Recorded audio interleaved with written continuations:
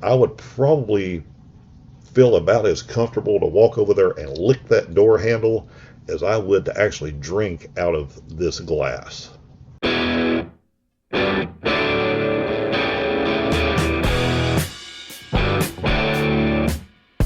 Hi, folks. Kevin here, your budget travel guy. And today we're doing something kind of has to do with van life, kind of doesn't. As you can see, I'm not in a van, I'm in a hotel.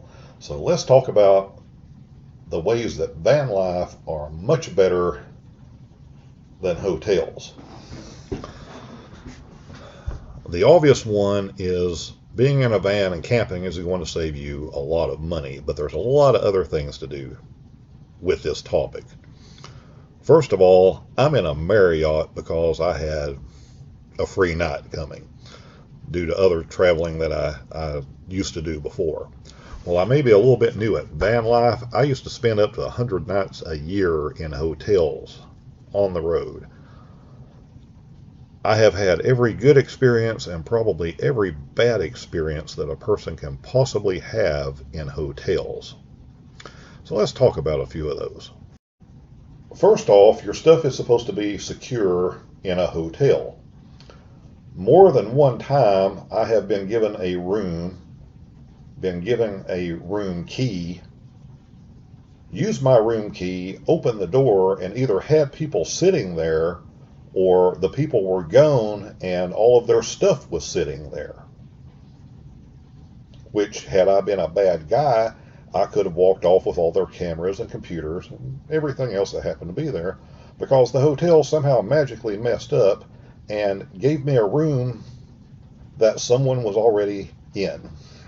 So if you're counting on any form of hotel security, and if you think the only thing that can go wrong is that, maybe one of the people that works there breaks into your room, this is just another way that things can go badly for you, security-wise. Second, the ever-loving partiers. Now, a buddy of mine took a trip a few weeks back, and he's not a big camper van life thing. This was going to be a short trip, and we ran down to the Knoxville-Gatlinburg area to see some friends, and we just ended up getting rooms. So, we went kind of the budget route, rooms that are, $50 in that area. And lo and behold, what happens on night number one, 3:30 in the morning, next door, boot scooting boogie starts. Full-blown party. Call the office, and, the poor guy comes down, and I hear him peck on the door next door, and of course he asks them to turn their music down and what have you. And they do, now down to a reasonable level. The problem is it's 3:30 in the morning, 4 o'clock in the morning, and everyone around them is now awake. Now, while the music wasn't going, we all got the privilege of sitting there for the next 2 hours and listening to the drunks, and especially the girls they had in there with them, with their little drunken giggles every few minutes. So, needless to say, the next day, by about 3 p.m., I ran out of gas just from not having a good night's sleep before. We're out with buddies, we're running around, we're going to try to see things, and by 3 or 4 o'clock, man, I am just feeling like crap, thanks to that wonderful hotel stay the night before. Now, how should that hotel have handled that situation? Going and knocking on the door and asking them to turn music down and keep it down a little bit for the other guests at almost 4 a.m. That's not the way you handle it. The guy should have walked down there until he figured out which room it was coming from, and then he should have called the police. And then he should have let the police take those people out of there. And if those people were too drunk to be able to drive and go somewhere else, then they should have been arrested for being drunk in public or disturbing the peace or whatever the ordinance is in that city, because I'm sure they were breaking it by doing what they were doing. And I don't have any sympathy, because these people obviously have no respect for anyone else. If they had any respect for anyone else, they wouldn't do that. So why are we going and being all nice and sweet and respectful when they have messed things up for 5 people, 10 people, dozens of people? I don't know how many people it affected that night. I don't blame the hotel for that incident happening. I blame the hotel for the way they handled it. If I had gotten some satisfaction of watching those people be led out of there by the police, then I would have had no problem with it. But in my opinion, the hotel handled it wrong by trying to pacify the situation and keep everything on the slim and narrow. And the poor guy, probably not making more than minimum wage, stuck there working the night shift. He doesn't want to go get into it with a bunch of drunks.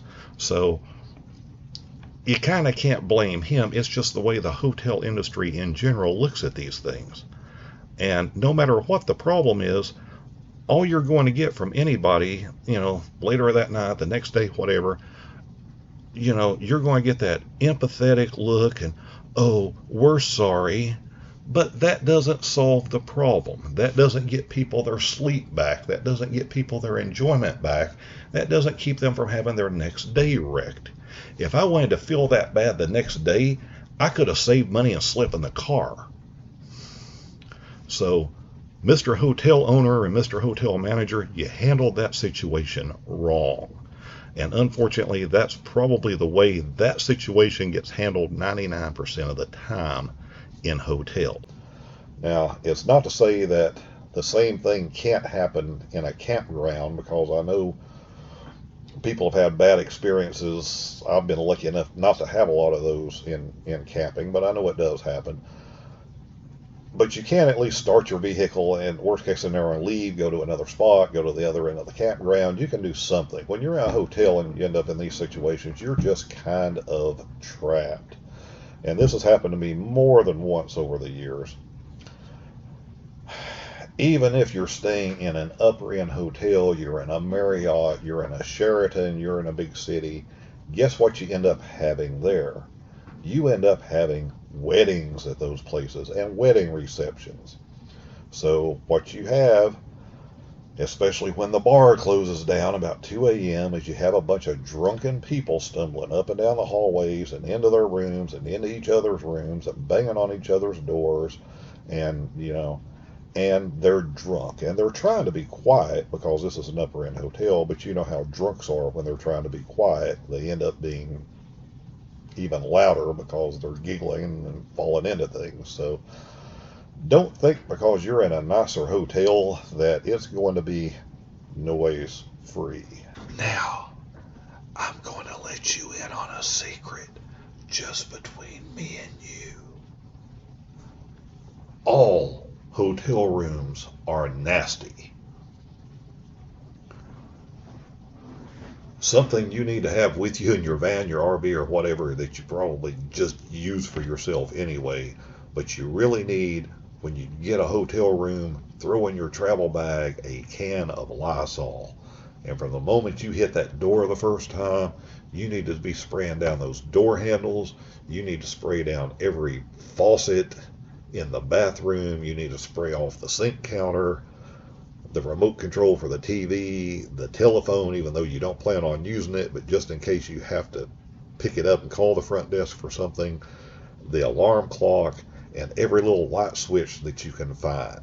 That's at a bare minimum, because you don't know who was there before you, especially as the worst time of year, cold and flu season, and norovirus, and all these things that cause stomach bugs, and you just don't know who was in there before you and what was left over. Cleaning crews, they do this stuff quick. They don't always do it in a nice way. And a matter of fact, I can remember about 5 years back, there was a big thing that hit all the news outlets, the major news companies. They were using hidden cameras and going and renting rooms and seeing how this stuff was being cleaned, when they weren't there, if they were staying over sometimes between customers. And what they found in these hidden videos, if you haven't seen these, is just a lot of times these cleaning people would go in and they would have a glove or a sponge or whatever they were using. they could pick up, and they'd be swishing around in the toilet one minute, they'd be cleaning off, the countertop at the sink the next, and touching everything in there. And one of the big things was these god awful reusable glasses. And this is what everybody really went nuts over in all these videos. And again, this was 5 or 6 years ago. The glasses in these hotel rooms are even worse than the ice machines, because God knows you don't want to actually drink the ice that comes out of those things. You might, stick a can or a bottle in there to cool it down, but you don't want to drink what comes out of that machine, the ice that's made out of those machines. At the same time, these glasses, you don't know where they've been. And in these videos, they were showing these cleaning people, and they'd grab a glass, and at best they'd rinse it out and grab a towel and dry it out and set it right back over there. At worst, sometimes they had just been in cleaning a toilet or cleaning the tub, and they were using the same glove and the same sponge to clean the glasses. And there was just a big backlash to the hotel industry over this. And you would think that because of this, and because of all the bad press, and this being on these different 2020 shows and all of this stuff on television, you would think that all of these hotel chains would have done away with glasses, drinking glasses, in these rooms, just for the sake of sanitation and to make the customer feel better. And they would have gone to little plastic glasses, that are sealed in containers, one-use things, use them and throw them away.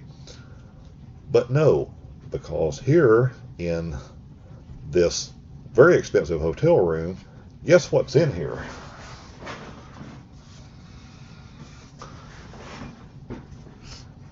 Glasses. Now, how well is this thing clean? I don't know. I don't want to know. And I would probably feel about as comfortable to walk over there and lick that door handle as I would to actually drink out of this glass. So an advantage to van life is what you've done, what you've cleaned in your van or your RV or what have you. You know what your level of cleanliness is, and you don't have to worry about crap like this. Next, room selection. When you go in, you really don't know what's going to happen, where you're going to be put, even with reservations. So, especially if the hotels ends up being kind of crowded, guess where you're going to end up? You're going to end up either near a stairwell with everybody running up and down the stairs, or better yet, you'll end up near the vending area. That's right. Vending areas are great in hotels, and rooms around them are wonderful in hotels, because then you get to listen to everybody that goes to that vending machine for ice. Not only do you get to hear their loud conversations if they're not alone, but you get to hear the from the ice machine. Another fun experience in a hotel. One night, starting 3 o'clock, 4 o'clock in the morning, my phone started ringing. And this went on every 15 minutes. I'd try to doze back off. I'd answer the phone. There would be no one there. 2 hours of this, I finally stumbled downstairs and talked to the people who, of course, deny there's a problem at first. One of them, though, finally does admit that, oh yeah, they do have a problem with this, and every couple of weeks, their phone system just starts calling a room at random over and over and over again. And they did bring a repair person in, but they decided that to redo the phone system and track this down would be about $5,000. So the hotel owner, and this was a nice upper-end hotel again, decided it was more cost-effective just to have one of the guests have their night completely wrecked every once in a while. And I was that lucky guest that night. So that stay, while it ended up being free, didn't help, because I had travel and a busy work day the next day. And of course, I'm going through the day at half energy because, again, I've not had a good night's sleep. At least that day ended up being free, probably because of the expression I had on my face at the time and because it was an upper end chain. But again, that's a situation that never should have happened to begin with. And a lot of places, the owners wouldn't have wanted to do anything, or even if they had, they'd have tried to offer you, $10, $20 off. That doesn't help you a bit when you've had a horrible night and you're going to have a horrible day the next day because of it. Another fun true story. I'd been in a hotel. I was working out of town at the time. I'd been in this hotel, I think, for a couple of weeks, just on a week by week thing. And out of the blue, one morning, there's a knock at the door. So I go answer the door, and the guy that runs the hotel, foreign guy, but that doesn't matter, he looks at me and he says, "You, get out." Now, I was a lot younger then, and I'm thinking, I looked at him and I remember saying, "I'm sorry, did I do something to offend you? Because I didn't think I had actually done anything or done anything wrong. I wasn't having wild parties. I wasn't blasting the TV or the music." And he's like, "No, no, no, you get out. Football game. I make more money than you. You get out." And the dude threw me out. I was a good paying customer for weeks, but because he had this one day that he realized he could make more money renting that room for one day because of a college football game, he tossed me out. Number whatever. Upper end hotels. Now, the staff tends to be pretty good overall. Better than average, maybe, at least when you check in. And this is a knock towards Marriott. This is a knock towards pretty much all hotels and the way they work, especially if you end up in cities. First of all, you're paying an absolute fortune, and second of all, for the privilege of being in that $150, $200 or better room, usually you're going to have no microwave here, no refrigerator. This one actually has one, unbelievably. You usually aren't going to have any type of little coffee pot or anything because it's a money grab. Most of the people staying there are business people. They're on a business account. They're on a government account. It's all money. So these upper end hotels, you want a cup of coffee, you can't fix it in your room. Oh, you've got to go 14 floors downstairs and pay $10 for a cup of coffee. It's just, in this day and age, every hotel should have, something to make coffee in, a microwave, and a refrigerator.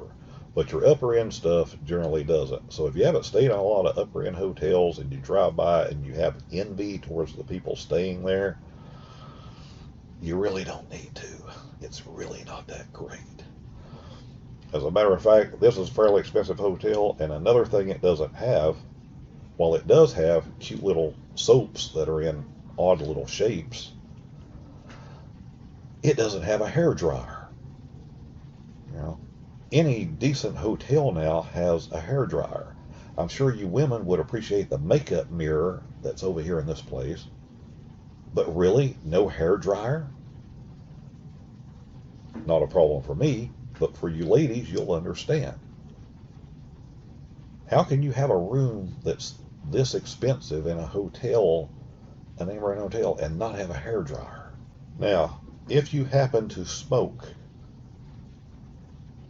and I know a lot of people do, not my job to preach,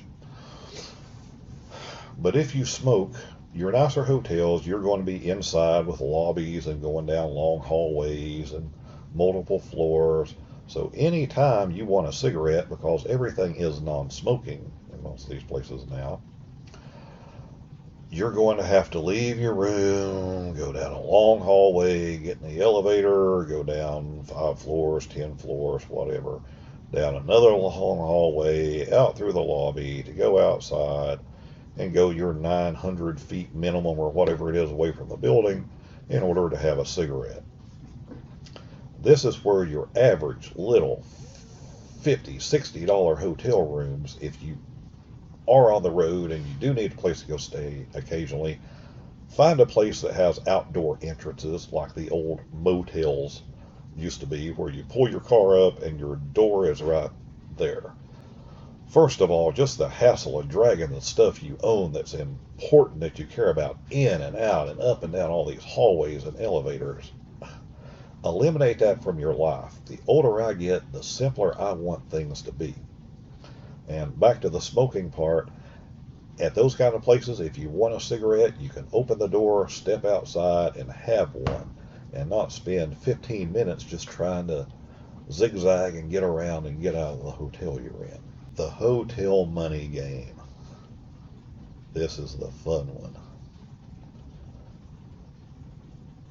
I once, on one of my month-long trips staying in hotels and things, I came back across the country, come into Tennessee, and as soon as I came into Tennessee, the very first hotel I had to stay at in West Tennessee starts playing the money games. And I remember asking the girl at the counter, did they send you to some kind of school here to teach you to do this? Because this seems to be the very worst state. The government here in Tennessee needs to do something.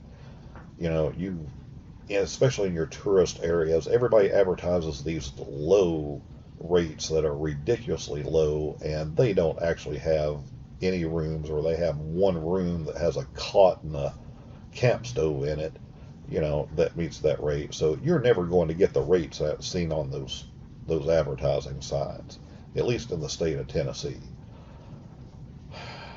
So you're into one of these situations, you're already stressed out. Remember, I want things simple.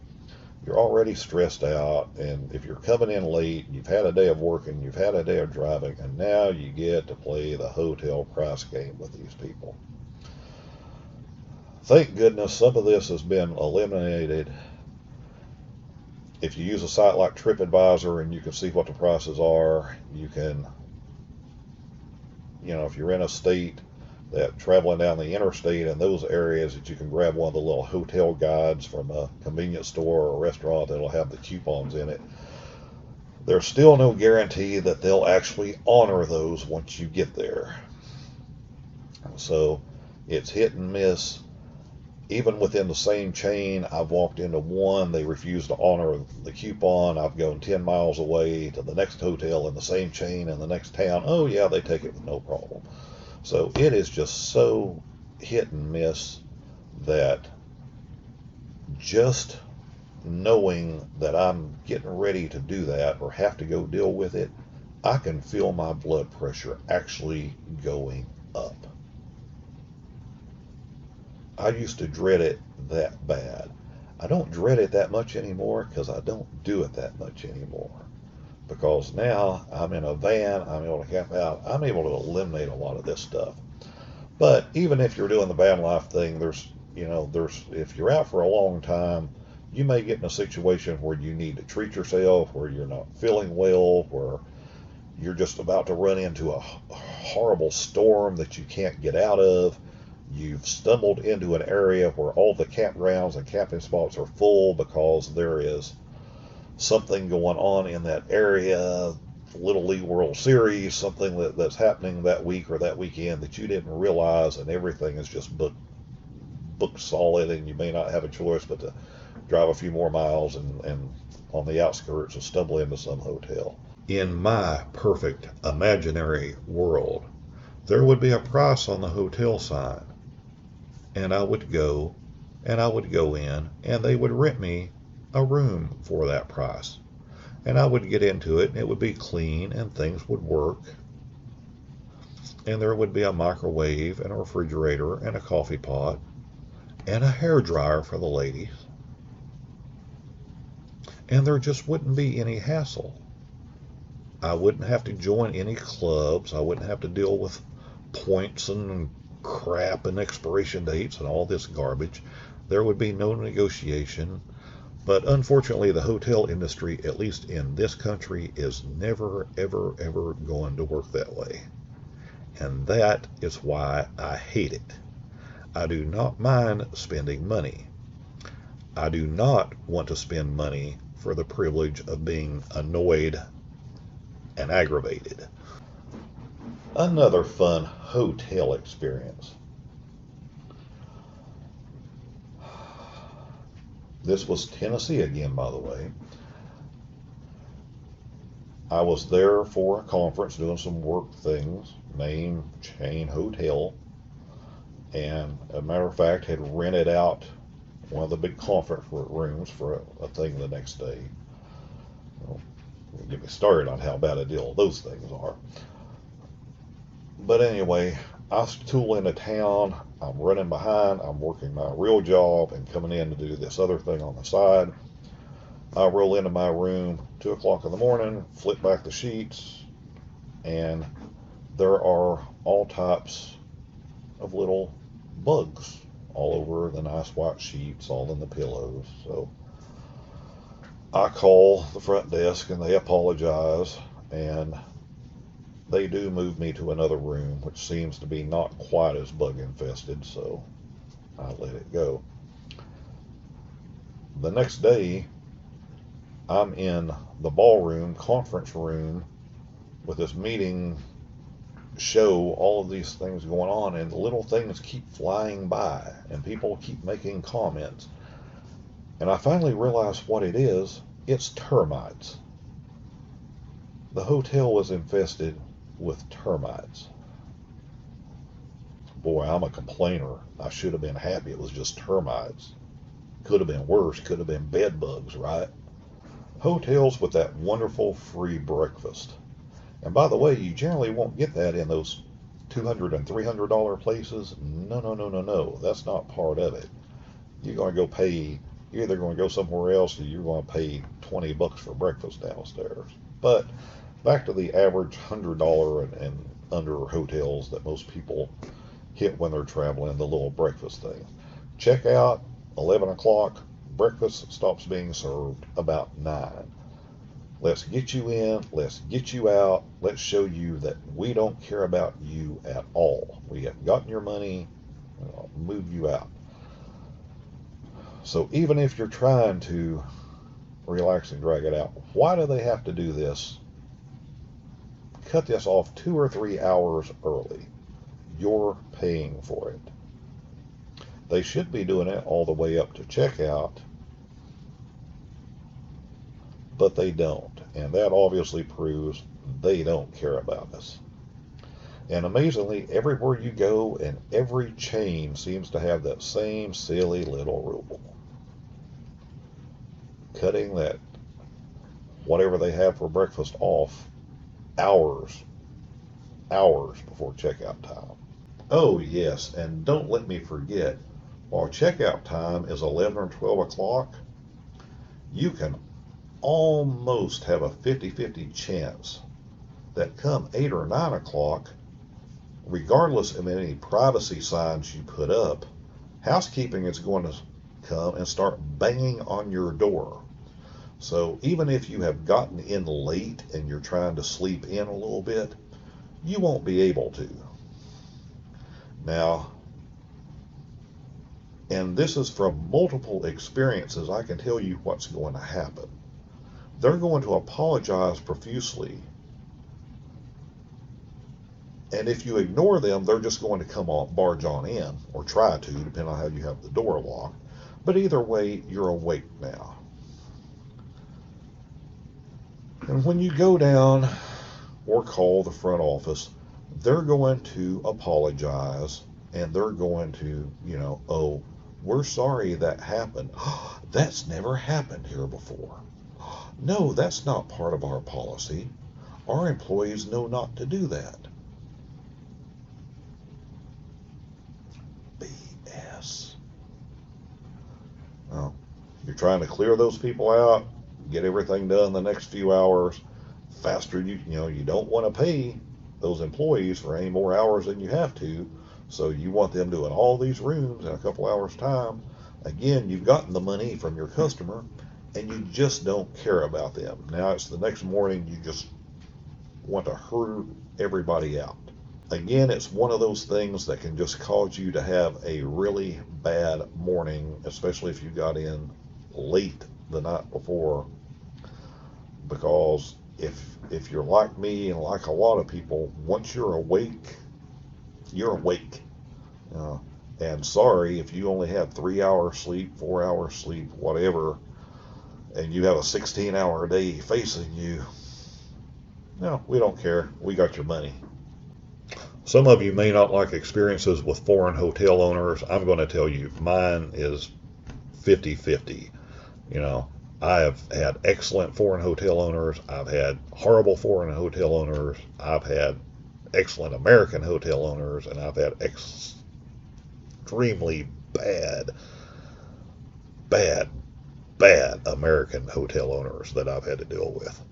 So that really doesn't play into things for me very much. So if you're wondering what this has to do with van life or budget travel, when you have an RV or a fifth wheel or a van or whatever you're using, that you can go to campgrounds, it has to do with this.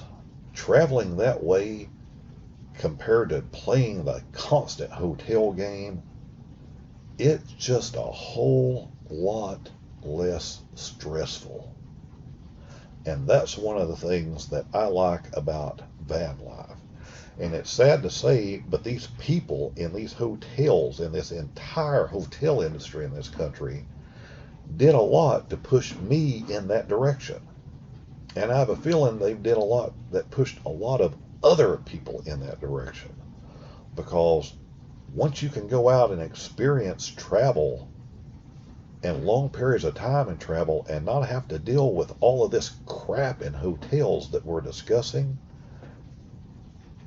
you'll just be happier.